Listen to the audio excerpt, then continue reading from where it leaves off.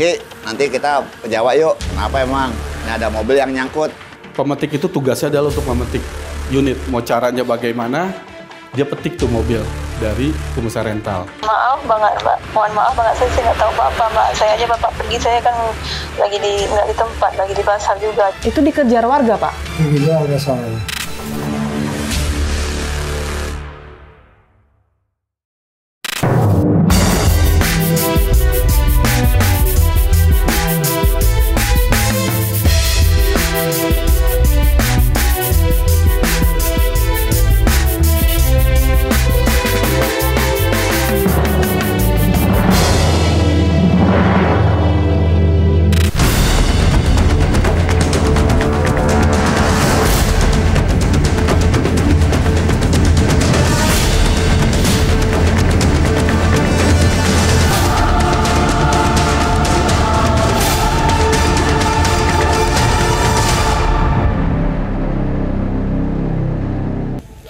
Kasus meninggalnya bos rental di Pati, Jawa Tengah masih menyita perhatian publik. Sebelumnya, tim Fakta telah datang langsung ke desa Sumbersoko, Sukolilo, Pati, Jawa Tengah untuk mendengar kesaksian warga dan juga mengetahui kronologi dari suara warga setempat, pemirsa. Dan di episode kali ini kami akan kembali menggali informasi dari orang-orang terdekat korban Burhanis, termasuk dari korban selamat. Anda menyaksikan Fakta bersama saya, Tiara Harahap.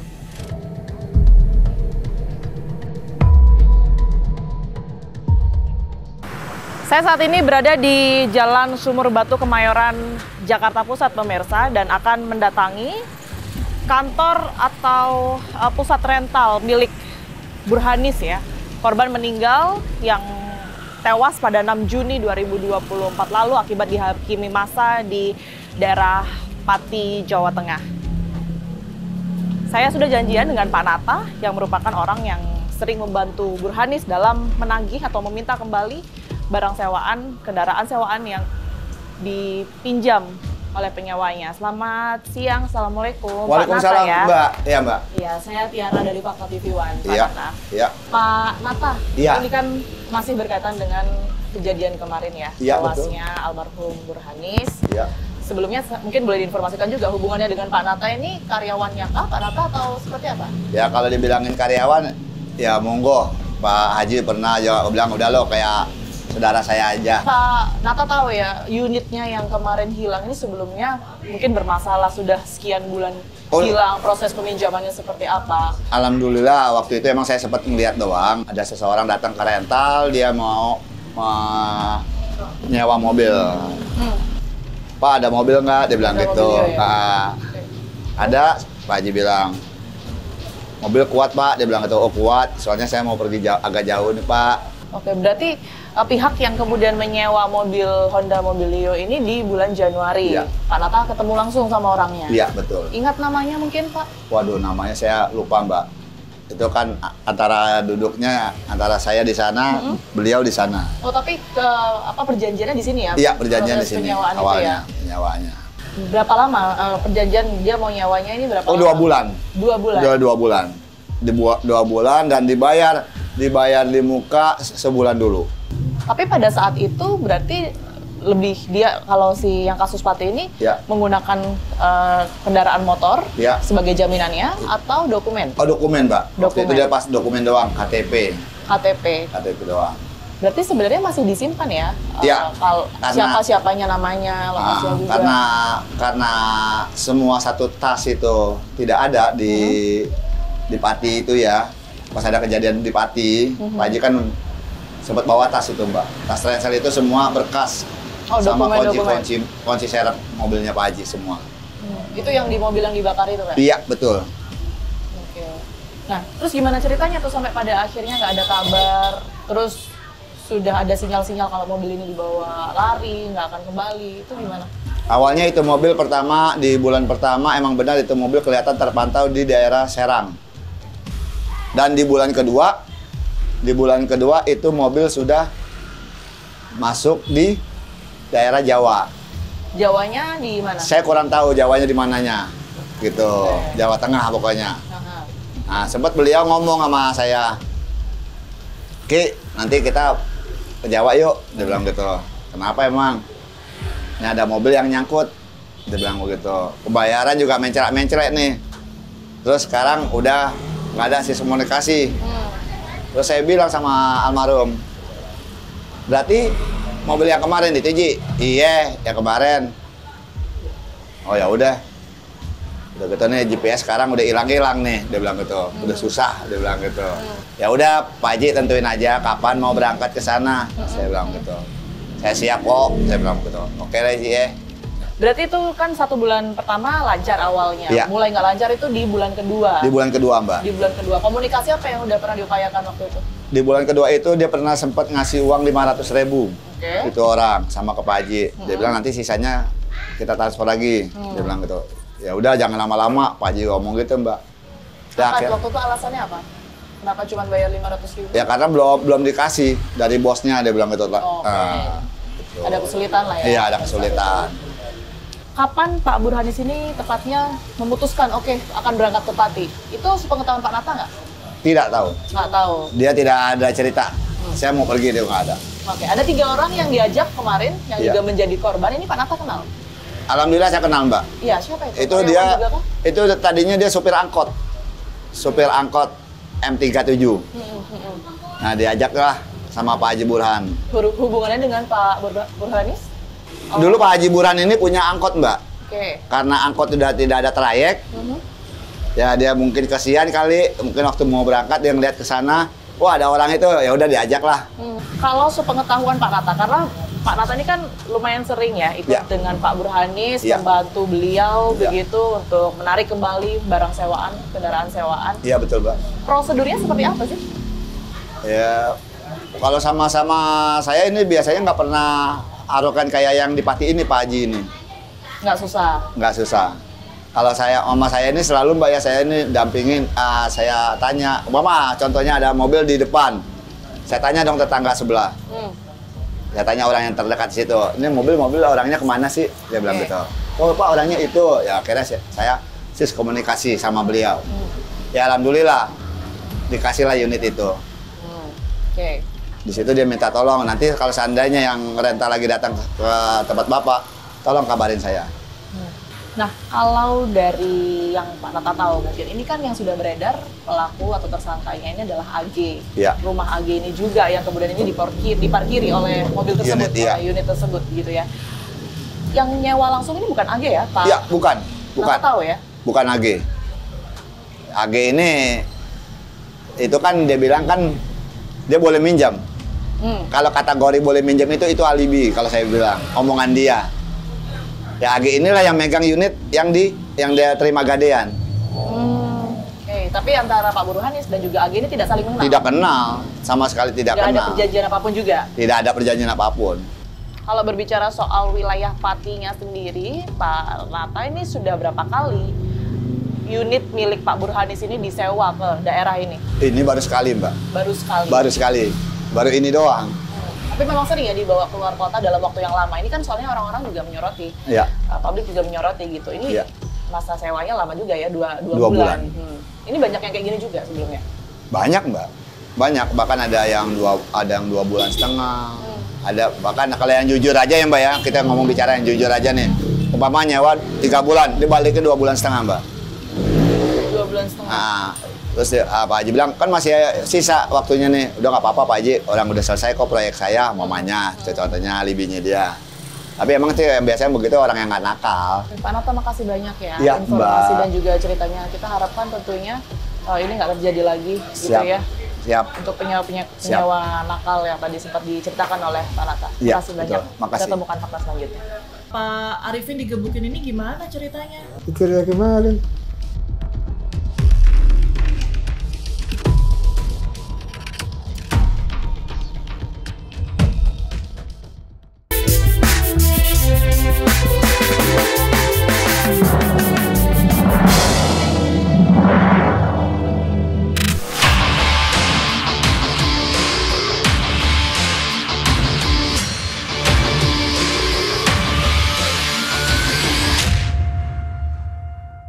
Di tanggal 6 Juni 2024, pemilik bos rental atas nama Burhanis bersama dengan 3 orang rekannya berupaya untuk mengambil kendaraan sewa miliknya yang telah disewa sejak bulan Januari 2024 pemirsa. Sesampainya di lokasi, tepatnya di Sumber Soko, Sukolilo, Pati, Jawa Tengah, Burhanis ini berpencar dengan ketiga orang lainnya, di mana Burhanis mencoba untuk mengambil kendaraan jenis Honda Mobilio yang terparkir di satu rumah warga, dan juga 3 orang rekannya ini tetap menaiki kendaraan sebelumnya, yakni kendaraan Sigra. Kemudian mereka berpencar ke arah yang berlawanan, dan kemudian massa pun mengira bahwa keempat orang tersebut adalah pencuri atau maling begitu, dan tidak lama kemudian massa langsung melakukan pengejaran dan penghakiman massa,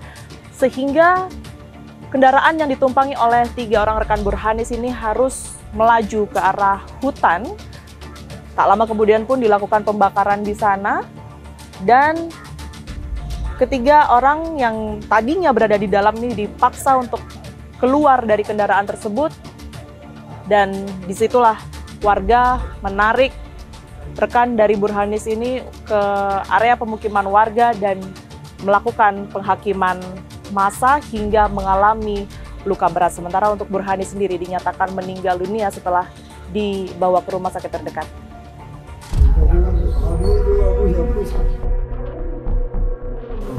Bapak udah nggak inget ya itu bagian-bagian dan ngapain aja ya? Iya. Tapi sekarang ini masih inget Pak kejadian waktu hari H kejadian itu? Kejadian itu berarti dibawa kabur, ya udah. Gimana? Itu mobil bawa kabur. Mobilnya dibawa kabur? Iya. Aku nggak tahu lagi, tapi aku nggak sadar lagi saya. Udah nggak sadar lagi. Iya. Nah tiba-tiba warga keluar, Iya, terus habis itu gebuk Pak Arifin digebukin ini gimana ceritanya? Ya itu teriakin maling. Gimana? Teriakin maling. Diteriakin maling? Iya. Siapa ingat nggak waktu itu yang teriak berapa orang? Oh itu banyak itu kan. Banyak. Tapi waktu itu Pak Burhanis, Pak Haji ya kalau manggil ya, Pak Burhanis, bawa mobil. Pak Burhanis bawa mobil. Iya. Terus Pak Arifin kemana waktu itu? Di sini. Beda mobil berarti? Iya. Pak, kan tadinya itu kan Bapak kan satu mobil sama Pak Burhanis. Iya. Terus kan Pak Burhanis kan ngambil mobilnya tuh yang parkir di rumah Aris. Itu kan, itu posisinya mobil Sigra ini nunggu di mana? Oh di luar lah. Di luar gang atau di depan rumahnya Aris? Di gang kurang masalah. Oh di luar gang. Nah setelah itu kan Pak Burhanis kan bisa tuh akhirnya udah bawa mobil yang Mobilio. Iya. Setelah itu diteriakin malingnya kapan? Jadi saya nggak sadar lagi, dia teriak maling katanya. Aku nggak sadar lagi situ. Nggak sadar lagi ya? Ya nggak tahu. Bapak kan informasinya kan sempat lari ke hutan ya kalau nggak salah ya? Bawa kendaraan itu sampai ke hutan. Iya. Itu dikejar warga Pak? Dikejar nggak salah. Dikejar. Bapak posisinya waktu itu kacanya kebuka atau ketutup Pak? Nggak kebuka, tertutup. Tertutup. Terus warga ngejar gitu aja atau sempat mungkin dilemparin? Itu yang nggak tahu saya. Dikejar nggak tahu pakai apa. Lemparin bukan. Mobilnya sempat dilemparin, Bapak tahu? Lemparin nggak tahu. Nggak tahu. Nggak sadar lagi ya. Waktu sampai di hutan itu Pak, itu kan saya dengar dari warga Bapak sempat ditarik ya dari mobil ya? Iya. Itu Bapak ingat tuh ceritanya gimana? Setelah ditarik terus sampai dibawa lagi ke jalan Nggak ingat lagi, rumah saya. warga? Nggak ingat semua. Nggak ingat semua? Iya lupa saya. Lupa. Oke, ini memang saya bisa berkesempatan ya untuk menjenguk, kemudian juga melihat secara langsung, mendengar cerita langsung dari Pak Arifin. Pak Arifin ini adalah 3 rekan dari almarhum Burhanis yang pergi bersama ke Sukolilo, Pati, Jawa Tengah pada tanggal 6 Juni 2024. Pak Arifin ini adalah korban selamat begitu ya, tapi Anda bisa lihat pemirsa bahwa kondisinya saat ini betul-betul parah, sekalipun beliau ini juga sudah keluar dari rumah sakit begitu. Saya bisa melihat adanya luka-luka jahitan di kaki, bahkan sekujur tubuh ya, sampai kepala, tangan juga, jari.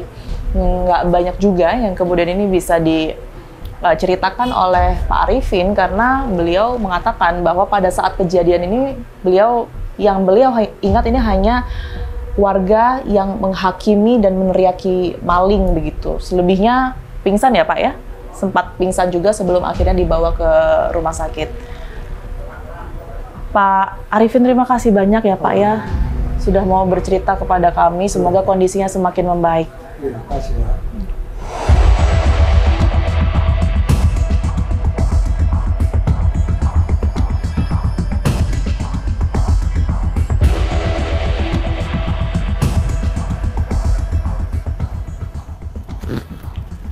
Hari ini kami akan mencoba untuk datang ke rumah keluarga atau istri dari almarhum Burhanis yang berlokasi di kawasan Cempaka Baru, Kemayoran, Jakarta Pusat, pemirsa.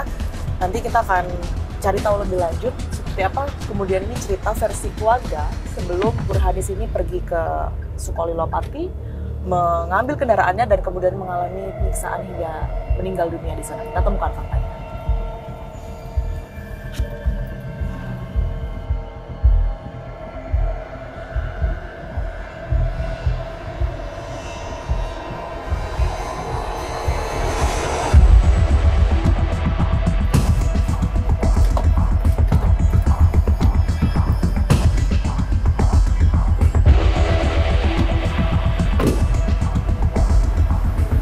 Saya sudah sampai pemirsa di alamat yang memang sudah diinformasikan.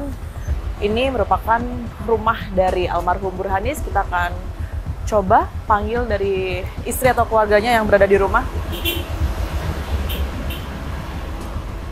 Assalamualaikum, Ibu, permisi. Saya Tiara. Boleh minta izin ngobrol sebentar?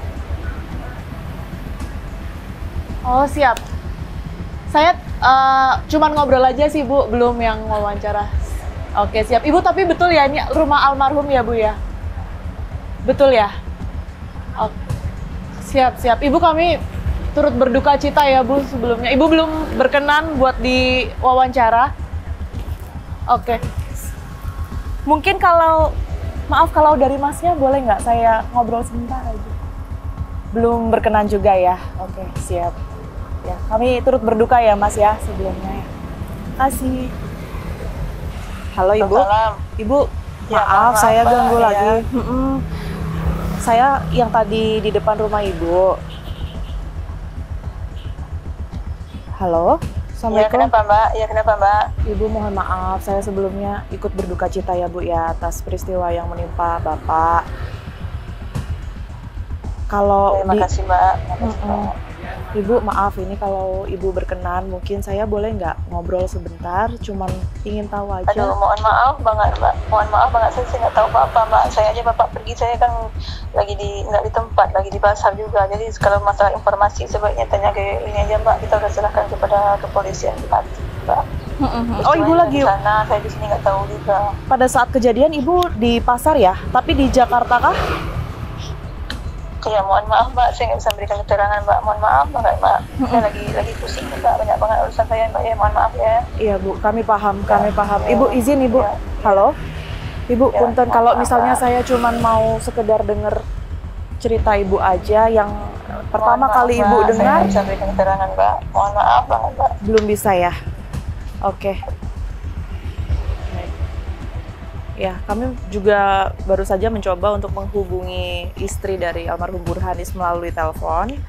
Beliau mengangkat, tetapi sekali lagi menegaskan kepada kami bahwa masih belum bisa untuk kemudian dimintai keterangan atau menceritakan seperti apa kronologinya, karena pada saat kejadian di tanggal 6 Juni 2024 tersebut, istri dari almarhum Burhanis ini memang tidak berada di rumah, melainkan sedang berada di pasar begitu, sehingga tidak mengetahui persis seperti apa kemudian ini kejadian. Dia hanya menerima informasi, dan informasi tersebut ini juga masih belum bisa kami konfirmasi dari mana awal mula keluarga mengetahui tewasnya Burhanis di Sukolilo-Pati, Jawa Tengah, pemirsa. Kita temukan fakta lain. Yang menguasai mobil rental yang digelapkan atau dijual putus itu biasanya memang di rumah-rumah.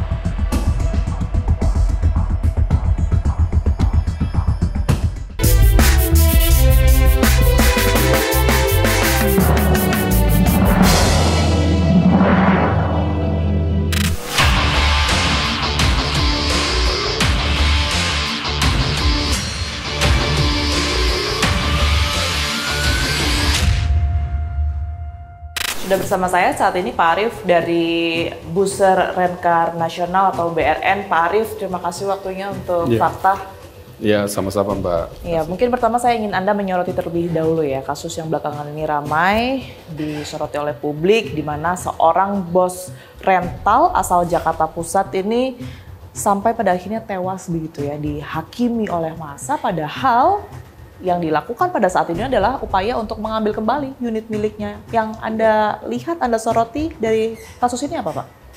Iya, jadi kalau kami dari pengusaha rental mobil yang tergabung dalam Buser Rencar Nasional, itu tentu pasti mengutuk kejadian seperti ini, ya. Karena yang dilakukan oleh almarhum itu sudah sering kita alami di dalam organisasi kami, Buser Rencar Nasional. Walaupun memang almarhum bukan anggota relawan, tapi kami merasa berkewajiban untuk ikut merasa empati, karena permasalahan itu adalah permasalahan yang kita hadapi, yang sering kita hadapi di dalam usaha rental mobil. Seperti itu kira-kira. Oke, baik. Kemudian kalau kita melihat dari kronologi, ini kan kemarin kami juga baru balik ya dari Pati, mendengar dari kesaksian warga menyebutkan bahwa apa yang kemudian ini menjadi pemicu adalah almarhum dan juga ketiga orang ini tiba-tiba datang ke wilayahnya dan kemudian mengambil unit begitu saja.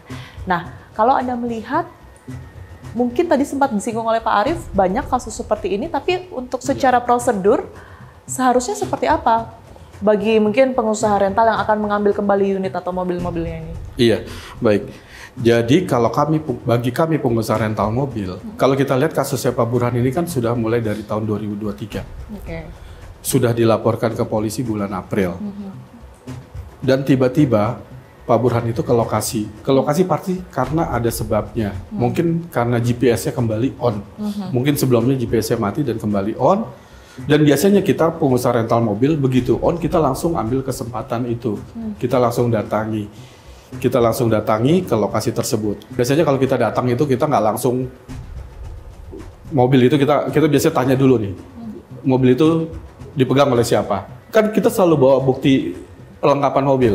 Bukti perlengkapan mobil itu biasanya surat, kalau leasing ya surat leasing, ya, BPKB, fotokopi SNK, dan kunci serep. Karena dari showroom mobil itu kita dapat kunci serep. Sebenarnya prosedur yang seharusnya dilakukan ini seperti apa? Apakah memang harus datang bersama pihak kepolisian kah? Atau pendekatan 1-2 hari terlebih dahulu kepada warga? Bagaimana? Ya, jadi kalau di Buser Rencar Nasional kita tuh punya standarisasi eksekusi ya. Jadi yang pasti awal kita bawa adalah bukti kepemilikan unit, bukti syah bahwa kita pemilik unit itu. Kemudian yang kita lakukan dokumen-dokumen ya. Ada kalau leasing, bukti leasingnya, bukti pembayaran leasingnya, apa segala macam. Lalu kita berkoordinasi dengan relawan terdekat. Karena di BRN itu kan organisasinya relawannya ada 2.000 lebih, ya. Di setiap kota kita ada. Nah, kita langsung koordinasi dengan relawan terdekat. Kayak saya kejadian itu mobil saya di Pati, saya belum tentu juga saya harus datang ke Pati. Saya minta bantuan teman-teman saya dulu di sana, karena gini, yang paling tahu kondisi daerahnya itu ada orang asli sana. Kita kadang-kadang kalau orang Jakarta dari bahasanya aja sudah pasti beda, ya. Gaya stylenya pasti beda. Tapi kalau kita bawa teman-teman kita di sana, tentu mereka mempunyai komunikasi yang lebih baik dari kita. Mungkin mereka bisa menggunakan bahasa yang sama, gestur tubuh yang sama. Kita koordinasi dulu dengan teman-teman. Kalau begitu dilihat kelihatan alot atau mengarah ke suasana yang nggak kondusif ya, kita bilang, mulai ada pengerahan massa, ada emosional, segala macam. Biasanya kita mundur dulu. Tapi sering kayak gitu? Sering. Kita mundur, terus kita siapkan yang lain. Adalah tadi laporan polisi. Laporan polisi, terus kita datang tuh ke Polsek ya, mau kayak di Pati, kejadian di Pati ya kita datang ke Polsek Pati. Kita kasih tahu, ini ada laporan polisinya Pak, mobil kita ada di lokasi sini, di desa sini, kita minta butuh pendampingan. Dan kalaupun mereka agak susah juga, kita akan kita meminta mereka negosiasinya juga di Polsek. Kita bawa tuh sama-sama. Jadi orang yang menguasai unit, mobilnya, dan kita pihak relawan BRN, kita sama-sama tuh datang ke polsek terdekat. Kita ajak dia negosiasi di sana. Biasanya kita minta polisi untuk menjadi penengah di situ. Seringnya di mana sih? Seringnya di tempat umum kah atau memang di rumah-rumah warga, rumah-rumah yang menguasai unit tersebut? Iya, gini, kalau yang menguasai mobil rental yang digelapkan atau dijual putus itu biasanya memang di rumah-rumah. Di rumah-rumah ya? Di rumah-rumah. Itu hampir rata-rata di rumah dan di perkampungan. Kita banyak, kalau di Bus Renka Nasional tuh kita punya namanya peta induk relawan BRN. Di peta induk itu ada daerah-daerah yang sudah kita kasih tanda merah-merah. Pati gitu. termasuk di dalamnya tidak? Ada, Pati kalau nggak salah di relawan kita tuh hampir 2 atau 3 kali kejadian di sana. Yang kemudian sering dijumpai oleh teman-teman BRN ini modus-modusnya seperti apa sih? Penjahat rental mobil itu punya berbagai macam modus, ya. Salah satunya adalah kita punya yang namanya istilahnya pemetik. Pemetik itu tugasnya adalah untuk memetik unit. Mau caranya bagaimana? Dia petik tuh mobil dari pengusaha rental. Begitu dia petik, dia tuh udah punya lagi jaringan. Nah, jaringannya itu macam-macam, ya. Ada pemain aplikasi gini. Kalau Mbak leasing mobil, kredit mobil, ada surat leasingnya. Nah, ini surat leasingnya dipalsukan, dinamakan sesuai nama, umpama saya ini penjahatnya nih, sesuai nama saya, nomor mobilnya yang saya ambil dari perusahaan rental. Itu namanya pemain aplikasi. Nah, Mbak, kita minta, ini kita jual nih mobilnya, ini murah, kita lagi butuh uang, apa segala macam. Di bawah pasaran, nanti STNK, baru STNK-nya, BPKB-nya nanti nyusul. Nah, itu salah satu yang paling sering digunakan bahasa-bahasa manis seperti itu. BPKB-nya nyusul, ini masih atas nama saya. Jadi mereka bisa copy itu aplikasi dari perusahaan leasing. Itu lagi marak gitu, yang sekarang yang terjadi. Terus kedua, kita pernah nangkep juga jaringan yang pemalsu BPKB dan STNK. Itu ada pernah kita tangkap di daerah Jogja. Itu mereka punya mesin penggandaan untuk bikin BPKB, itu nilainya ratusan juta itu mereka modalnya, ya. Mungkin sampai miliaran untuk memalsukan segala macam, sampai karena dia juga memalsukan kartu kredit apa segala macam. Jadi jaringan itu sudah ada sudah lama, ya. Kita pengusaha rental itu kadang-kadang harus berpikir lebih jauh, lebih di atasnya mereka, karena mereka kan terus melakukan pola-pola yang bikin si pemetik ini gampang untuk melakukan jualan mobil rental. Intinya gini, kalau si pemetik itu mereka mempunyai data yang biasanya data yang kira-kira bisa diterima oleh pengusaha rental. Nah, ini balik lagi ke pengusaha rental lagi, harus lihat lagi SOP pelepasan mobil tersebut bagaimana. Ya, ada SOP yang harus dilewati. Mungkin ada KTP palsu, KK palsu, dan lain-lain, ya. Banyak sekali yang kejadian seperti itu. Jadi benar-benar sekarang ini para pelaku kejahatan rental mobil juga sudah mempunyai jaringan di mana-mana. Kita sudah hafal tuh jaringan di kota ini pemainnya si ini, di kota ini pemainnya si ini. Mungkin hampir kita udah punya itu data itu, ya. Oke. Kalau Anda melihat berarti apa yang seharusnya mungkin diwaspadai atau dipersiapkan setidaknya oleh teman-teman yang membuka bisnis rental mobil ini saat ini, ya, dengan sekian banyak modus yang tadi sudah dijelaskan oleh Pak Arief juga. Jadi pengusaha rental mobil sekarang sekali lagi perkuat SOP-nya, ikut dengan organisasi yang kira-kira bisa menaungi kebutuhan-kebutuhan kalau keamanan, atau paling enggak kalau di BRN itu kita ada Sabta Cita namanya, ada 7 Sabta Cita. Yang pertama itu adalah edukasi, yang kedua baru eksekusi. Informasi yang beredar juga belakangan ini kan para pengusaha rental mobil ini akan memblacklist wilayah Pati, begitu ya Pak Arief? Sebenarnya kita sih kalau pengusaha rental mobil nggak pernah memblacklist suatu areal, suatu desa atau suatu. Sebanyak apapun kasus bisa. Nggak memblacklist, nggak ada di kita tuh nggak ada. Cuman memang ada beberapa dari kita jadi agak sedikit atensi. Karena di Pati sendiri anggota kita ada. Pengusaha sewa mobil di Pati, Jepara yang terdekat itu, Kudus itu kan, areal itu banyak relawan Bus Renka Nasional nyewain mobil juga. Ya pasti kan orang-orang sana juga yang sewa. Jadi secara spesifik kita nggak ada memblacklist. Tapi untuk kehati-hatian, iya. Pak Arief, terima kasih banyak atas pandangan dan juga pembicaraannya. Semoga ini juga kemudian ini memberikan wawasan juga mereka yang melakukan usaha rental itu sendiri, termasuk warga yang akan meminjam begitu ya, Pak ya, dengan betul. mematuhi SOP yang memang sudah ditetapkan. Ya, sekali lagi Mbak, saya coba sampaikan seperti ini. Untuk hal itu tidak terulang lagi, kita minta kepada seluruh warga negara Indonesia, siapapun dia, baik itu warga biasa, pengusaha, petani, PNS, atau penegak hukum, tidak boleh lagi menerima unit tanpa ada surat-surat yang jelas. Jangan tergiur dengan harga murah mobil yang dijual. Sekali lagi pertanyakan surat-surat yang jelas, kalaupun memang ada, cek keasliannya di Samsat atau cek. Kalau di leasing kan gampang, bisa cek tinggal pembayarannya ke leasing, seperti itu. Jadi jangan lagi terima mobil, karena bisa saja itu mobil rental. Kejadian seperti itu. Karena sekali lagi pelaku itu adalah pelaku 378, penipuan dan penggelapan juga jadi penadah statusnya.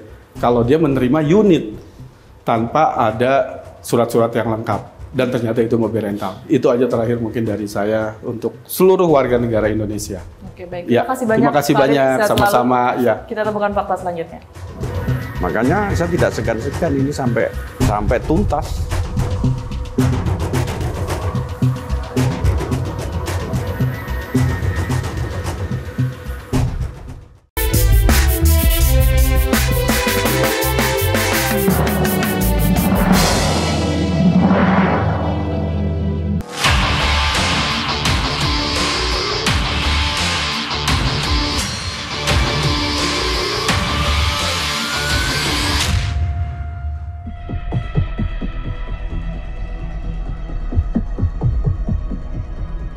Untuk itu saat ini kami sampaikan bahwa terlapor berinisial RP, hasil penyelidikan kami menyatakan bahwa kemungkinan diduga kuat bahwa RP ini adalah nama palsu atau nama samaran karena menggunakan identitas palsu. Kami dari Polres Metro Jakarta Timur juga sudah mengamankan mobil yang digelapkan.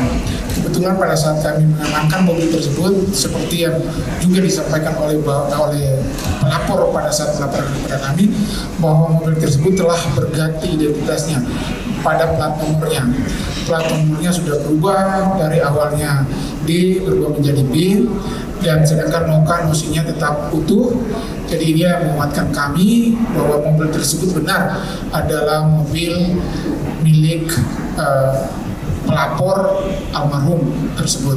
Jadi hal-hal yang sudah kami amankan saat ini yaitu mobil tersebut dari tangan pemegang terakhir dalam hal ini AG yang menjadi tersangka di Polresta Pati, dan juga surat-surat mobil serta ada surat-surat leasing yang juga sudah kami amankan.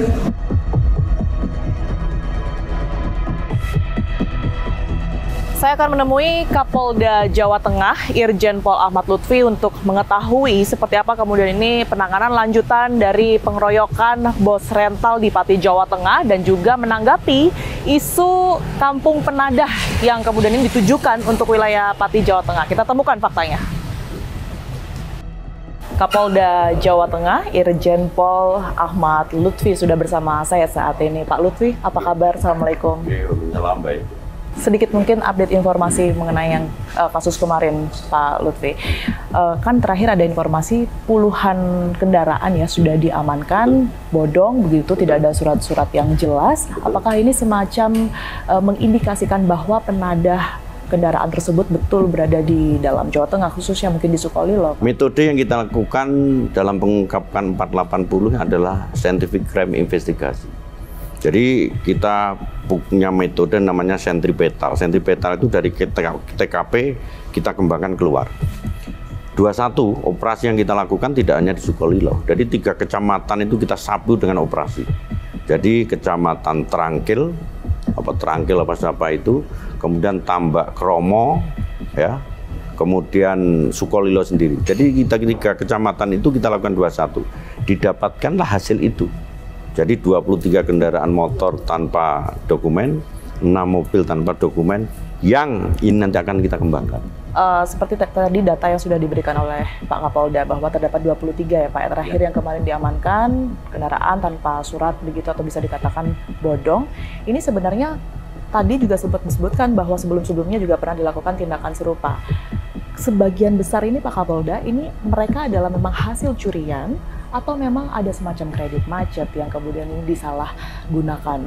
Ya, jadi begini, untuk 480 macam-macam modus operandi. Jadi kalau kejahatan itu mempunyai modus operandi yang berbeda-beda.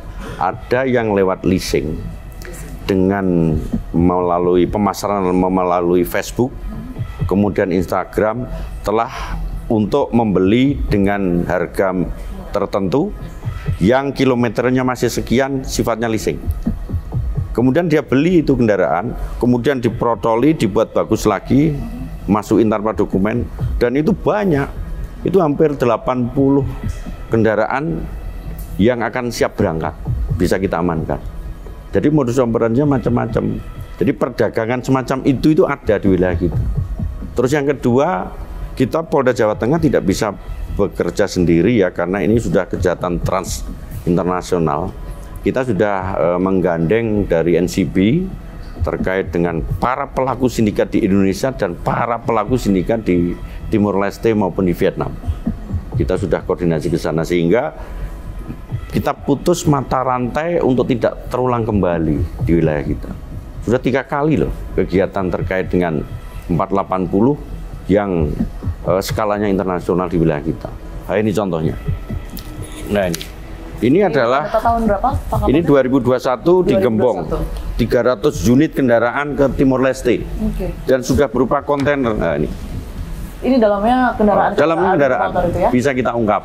Ini Pati ini. Kemudian 2023 ini kontainernya. Nah, kendaraan sudah kayak gini. Dan ini baru, cuman bodong. Cuman bodong. Nggak ada surat-suratnya. Nggak ada surat-suratnya. Nah, ini yang modus operandi yang baru. Nah, ini mobil dan motor sesuai pesanan dari Timor Leste. Nah, ini yang terakhir Vietnam. Ini 8 kendaraan. Ini hampir baru semua. Modus operandinya itu tadi dengan cara di Facebook kita pasarkan, kemudian masyarakat yang leasing itu tertarik kita jual. Nah, ini sangat merugikan sekali, terutama dari perusahaan-perusahaan leasing yang ditinggalkan. Dan ini sudah kita ungkap. Pak Kapolda, terima kasih banyak atas waktunya untuk fakta. Sekali lagi, semoga kejadian serupa tidak terulang ya Pak, ya, dan aman selalu untuk daerah Jawa Tengah. Sehat selalu. Kasus meninggalnya bos rental di Pati, Jawa Tengah seolah mengungkap sisi gelap di balik bisnis rental. Mulai dari ancaman kendaraan sewa yang tidak kembali karena ulah oknum-oknum yang tidak bertanggung jawab, hingga resiko-resiko lain yang tidak pernah kita duga. Di sisi lain ada prosedur-prosedur tertentu yang kemudian ini harus dipatuhi oleh pemilik rental agar dapat terus menjalani bisnis rental dengan aman. Saksikan terus fakta setiap hari Senin pukul 20 waktu Indonesia Barat, hanya di TV One.